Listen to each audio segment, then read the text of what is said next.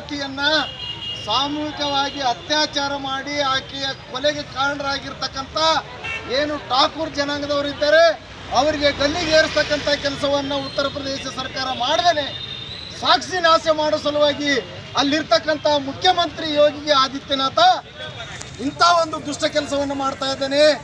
ರಾಮರಾಜ್ಯ ಅಂತ ಹೇಳ್ತಾರೆ, ರಾಮರಾಜ್ಯ ಅಲ್ಲದು, ಹೌದು ಅವ್ರದ್ದು ಗುಂಡಾ ರಾಜ್ಯ ಆಗಿಬಿಟ್ಟಿದೆ.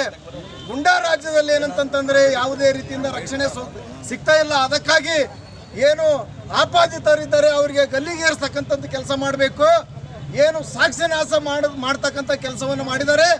ರಾತ್ರಿ ಆ ಒಂದು ಮಹಿಳೆಯನ್ನ ಸುಟ್ಟು ಸಾಕ್ಷಿ ನಾಶವನ್ನು ಮಾಡಿದ್ದಾರೆ.